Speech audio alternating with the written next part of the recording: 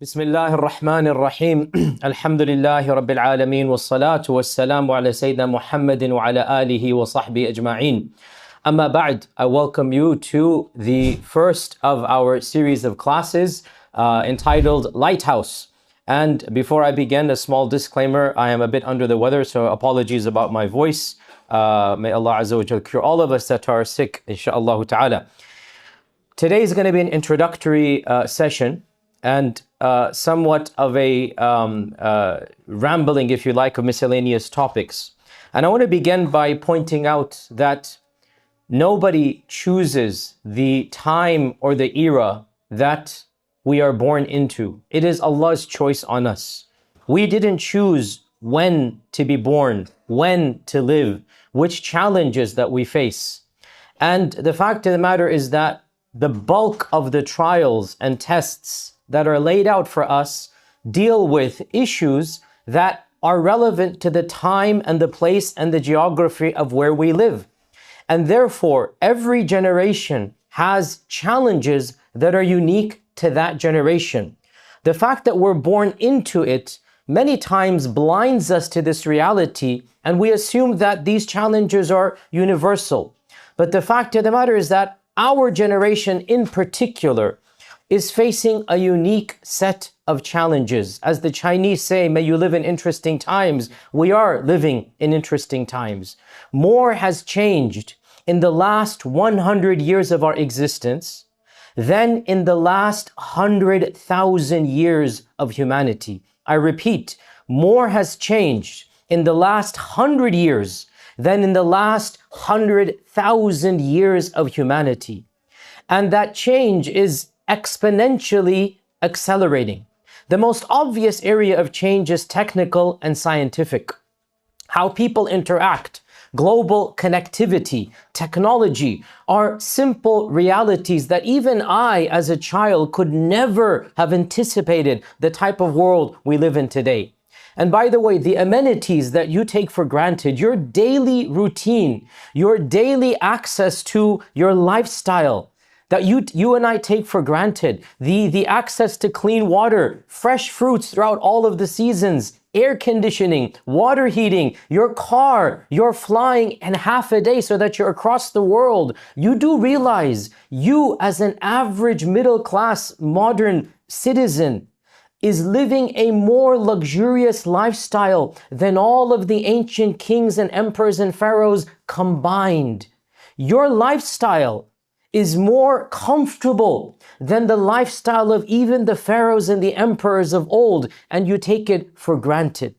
But it is not just advancements in science and in medicine and in technology and in the quality of life that we're here to marvel at. These changes have not come in a vacuum.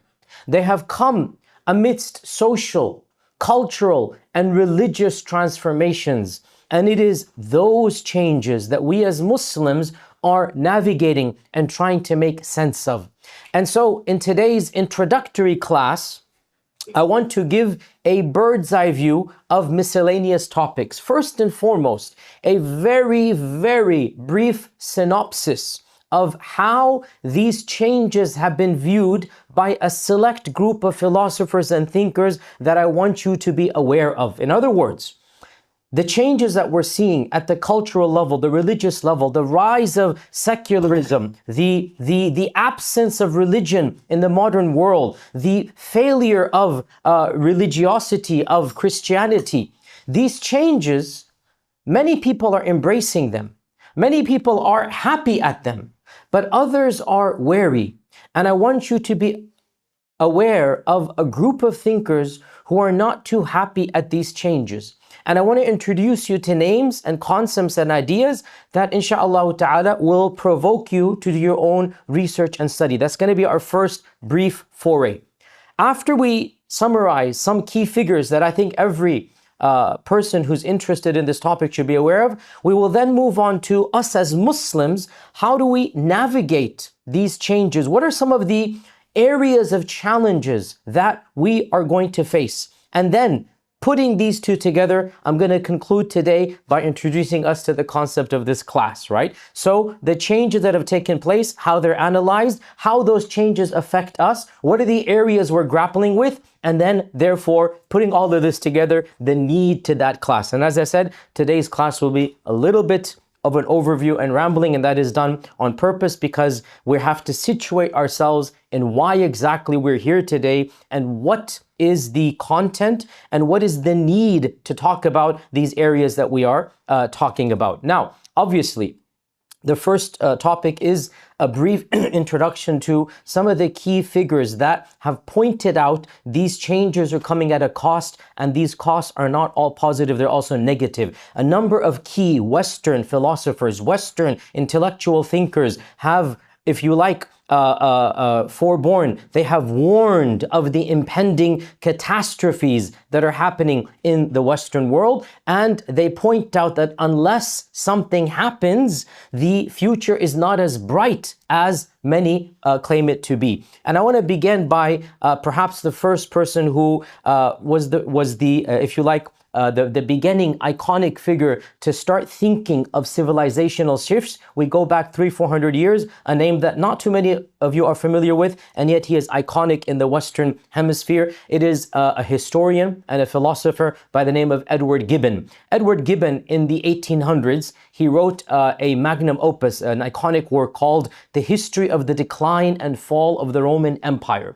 And Gibbon was one of the first to really point out a civilizational shift was occurring, and that is that Christianity is ceasing to lose its place in the Western world. Now, Gibbon is of course writing at a time when everybody's religious. Do understand, even 200 years ago, there was no such thing as a bona fide atheist. You could not reject religion publicly. Even as recently as 200 years ago, if you openly denied the existence of God, you would be socially ostracized. There was a famous case of one of the professors of Oxford losing his professorship in 1821 because it was discovered that he was a secret agnostic. He didn't even come out and say it, but he was talking to his friends and they complained about him that this person doesn't believe in God, and he was removed from his post. This is 200 years ago. How quickly the world has changed, that in 200 years, if you did not believe in God, you would be fired from a professorship of the humanities, a professorship of science at Oxford, because that was something that crossed the red line. So again, Edward Gibbon is writing at a time when you cannot publicly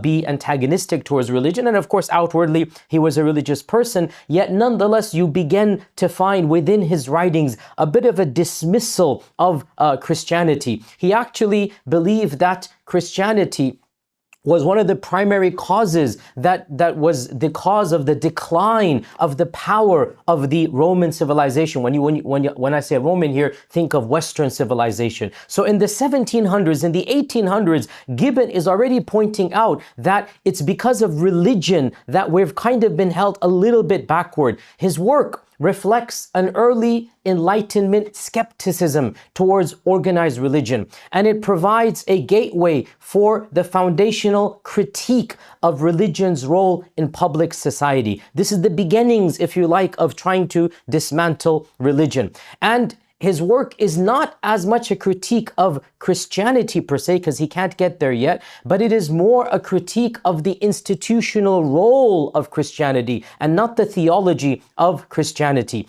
And he seems to claim that the decline of the greatness of Western civilization is due to Christianity because, believe it or not, religion asks you to focus on the afterlife rather than civic responsibility. So when you start thinking of the afterlife in his mind, what happens is you erode the civilizational strength of the world that you live in right now. And so he believed that Christianity and its emphasis on spirituality was actually detrimental overall. And of course, out of all of the thinkers we're going to quickly introduce today, he is, of course, the most excited about the changes because he's writing in the 1700s, 18th century, the 1700s. So he hasn't quite realized where Western civilization is heading. 100 years later, when people have seen the beginning of the decline of Christianity, the tone of so many Western Western thinkers changes. And a few people that every one of us should be aware of, especially if you're interested in the role of religion in the public sphere,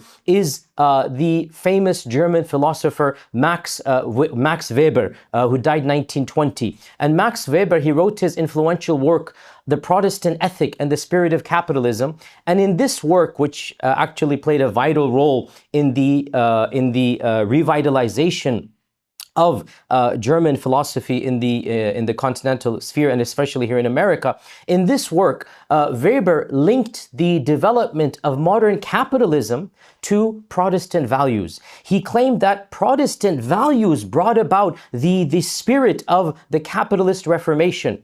And at the same time, he noted the paradox of religion. He claimed that while religion contributed to the development of rational systems like capitalism, he also said its dominance waned as rationalization advanced, i.e., the more rationalistic you are, the more scientific you are, the more it will impact religion. And as it impacts religion, it's also going to erode civic responsibilities and duties. And he predicted that religion, while it would not disappear, it would have less and less of an influence in shaping modern life, and it would become more private and less institutional. He predicted this almost 180 years ago, and he turned out to be correct in this prediction. Around the same time as Weber, perhaps the last great iconic philosopher of the Western world, and I mean here Friedrich Nietzsche. Friedrich Nietzsche was one of the most iconic philosophers who diagnosed the problem of the rise of modern secularism and the absence of religion in the public sphere. And of course, Nietzsche is famous for his blasphemous line, "God is dead," which is one of the most oft-quoted statements of our times. And a lot of people simplistically assume that Nietzsche was an anti-religious person. But the fact of the matter is that Nietzsche's stance on religion is very complex. While he was not a fan of Christianity, and perhaps in his own life he veered towards atheism, his views go far beyond a simplistic rejection of religious belief. Nietzsche, when he said his blasphemous phrase, "God is dead," if you read the actual passage, he is not triumphantly celebrating that there is no religion or there is no God in his worldview, but he is observing that the Western culture shift away from religious faith is in fact a testimony to their own demise and death. In other words, Nietzsche predicted that the death of God is going to signal the death of Western civilization. Nietzsche predicted that if you remove God from the picture, then unless you replace it with something more meaningful, with something that will give morality, that will give nobility, that will give cultural and existential frameworks, unless you replace God with something that is just as sacred as God, what you've done is you've created a vacuum, a cultural void that would lead to an existential crisis of the highest magnitude. And while he, in his own view, claimed that you needed to substitute God with what he called a Ubermensch, or Superman. By Superman, who we don't mean your Marvel comic Superman. We mean the notion of man being, if you like, almost divine in his own way. While he felt that this is the only way forward, obviously neither he nor his followers could actually successfully substitute the role of religion and God. And what Nietzsche does point out is that without religion, you have removed the only stabilizing force, the only unifying force, the only source of order and morality. And so by removing God, as one of his famous passages says, that as the passages that villagers are quote unquote, astaghfirullah, celebrating the death of God. And he actually remarks on this, that do the fools not realize that as they celebrate the death of God, they are celebrating their own demise as well? He literally points out that they're not thinking things through. When you remove religion, then what is the purpose of life after that? And in fact, Nietzsche himself famously went crazy towards the end of his own life, perhaps, if you like, demonstrating what happens when you really don't have a higher sense of purpose and of nobility of living. So Nietzsche is a classic, if you like, iconic figure who argued that unless and until you're able to substitute religion with another set of values, traditional values such as truth, such as justice, such as compassion could no longer be justified. And when you remove compassion and truth and nobility and justice, society is left vulnerable. Society is left deprived of even a cause for existence, and you open up the door to moral relativism and to existential despair. And of course, Nietzsche is considered to be the last of the great philosophers of the Western tradition. There are a number of philosophers in our times that I strongly encourage all of you to be familiar with. And again, the people that I'm quoting are those who pointed out the dangers of these changes taking place. Some of these are coming from a religious paradigm, and some are, while they themselves might not be religious, they point out the dangers of not having religion in modern society. Perhaps the foremost modern philosopher still alive in our times, I think is 100 years old, well, maybe 95 years old, is the Canadian philosopher Charles Taylor. Charles Taylor wrote A Secular Age. And this is considered to be a magnum opus. All of you should at least read a summary of it or get a Cliff Notes version, whatever you want to call it. It is a seminal work of our times. It's called A Secular Age by Charles Taylor. And in this book, he explores the remarkable transformation that has taken place in the Western society, in which barely 150 years ago, it was inconceivable to be a part of Western society without believing in God. And yet in our times, it is almost inconceivable that a person who believes in God will make that the center of his existence unless they're a cleric or a preacher or a pastor. Otherwise, as a politician, as a public activist, as an entrepreneur, as a CEO, if you have a religious belief, it had better be private, or else it will impede your progress and you will not succeed in the modern world. So he documents how this transformation takes place. The book is a massive 850 pages tome, and it weaves together history, philosophy, sociology, theology to provide a detailed account of secularization and its implications for modern life. And one of the things that Taylor does, and of course he himself is a devout Christian, Taylor challenges conventional narratives of secularization. And he provides a rich, multifaceted understanding of the processes that have shaped contemporary Western society. Taylor treats religion with intellectual seriousness. He explains how faith provides meaning and structure to human life throughout history. He claims that religion has never been irrelevant and it shall never be outdated. And he dismisses those secularist thinkers who tend to consider religion to be something that no longer needs to be discussed. Taylor understands that religion is here to stay. And in fact, belief in God, according to him, offers a profound sense of fullness that no other secular worldview can replicate. In other words, it is only religion that provides a profound sense of nobility and of purpose, and no other system that is devoid of religion can compete with religion when it comes to providing meaning in life. And of course, Taylor is coming from a Catholic background, yet at the same time, he is not advocating a simplistic return to Christianity. One of the things I like about Taylor is that Taylor is very candid that institutional religion has failed in his view, i.e., organized religion, as has been understood by the West, according to him, has failed to meet the spiritual and moral challenges and needs of the people. And this is why it has declined in the modern sphere. Taylor also acknowledges that living a religious life in a secular age is profoundly challenging. And he points out that believers must now grapple with a level of pluralism and a level of doubt that never existed pre-modernity. We as Muslims are going to come back to this point. Never have religious folks had to compete with so many religions and with so many non-religions at the same time. And never have they been exposed to the sheer quantity of doubts as they're being exposed to in the modern time. So Taylor points out something that every one of us is very familiar with as a Muslim. Muslim in this part of the world.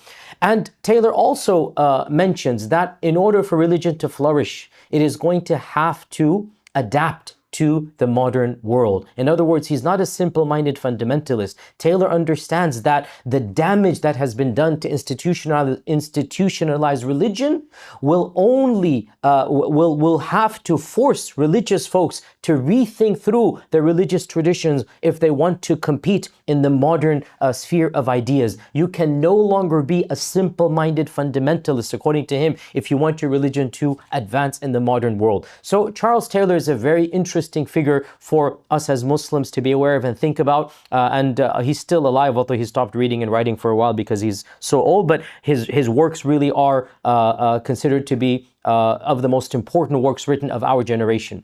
Another still alive, again, probably older than him. He's probably 97 years old now, and again at the very no longer active on social media or writing or reading or writing. But back in the 70s, 80s, and in even the early 2000s, the philosopher I'm referring to is Alasdair MacIntyre. Alasdair MacIntyre is a Scottish-American philosopher who has written a number of books, most prominently After Virtue. Alasdair MacIntyre's book, After Virtue, is a profound critique of modern philosophy.